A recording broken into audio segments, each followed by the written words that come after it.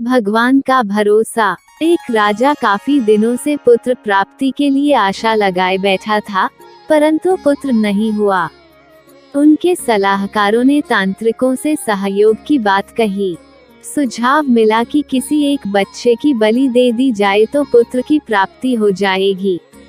राजा ने यह बात अपने राज्य में फैलाई कि जो अपना बच्चा देगा उसे बहुत सारा धन दिया जाएगा।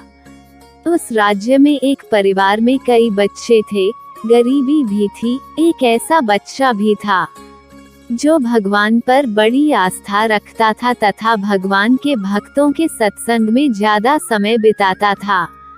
परिवार ने सोचा कि इस बच्चे को राजा को दे दिया जाए, क्योंकि ये कुछ काम भी नहीं करता है और यह हमारे किसी काम का भी नहीं है।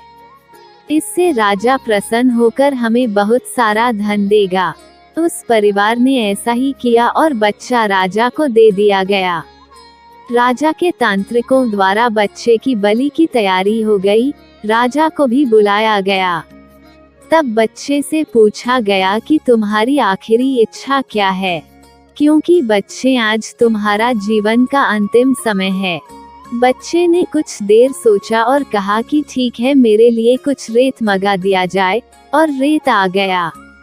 तब उस बच्चे ने रेत से 4 ढेर बनाए, एक एक करके उसमें से 3 रेत के ढेर तोड़ दिए और चौथे के सामने हाथ जोड़कर बैठ गया और तांत्रिकों से कहा कि अब जो करना है करे। ये सब देखकर तांत्रिक डर गए, बोले कि तुमने ये क्या किया है, पहले बताओ।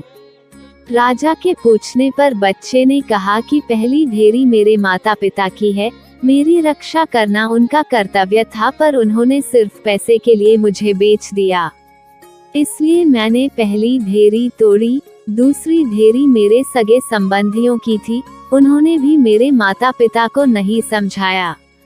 तीसरा ढेरी आपकी है राजा, क्योंकि राज्य के सभी इंसानों की रक्षा करना राजा का ही कर्म होता है, पर राजा ही मेरी बलि देना चाह रहे हैं, तो ये तीसरी ढेरी भी मैंने तोड़ दी।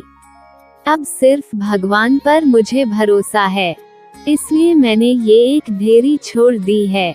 राजा ने सोचा कि पता नहीं बच्चे की बलि के बाद भी पुत्र प्राप्त हो या न हो, क्यों ना इसी बच्चे को ही अपना पुत्र बना ले। इतना समझदार और भगवान का सच्चा भक्त है, इससे अच्छा बच्चा और कहाँ मिलेगा।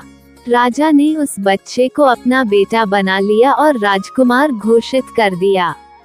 कथा का भाव यही है कि जो भगवान पर यकीन रखते हैं, उनका कोई भी बाल बांका नहीं कर सकता है। किसी भी मुश्किल में जो भगवान का ही आसरा लेते हैं, उनका कभी भी किसी प्रकार का कोई अहित नहीं होता है। अगर आपको ये कथा अच्छी लगी हो तो हमारे चैनल को सब्सक्राइब कर लेना और वीडियो को लाइक कर देना। राधे राधे।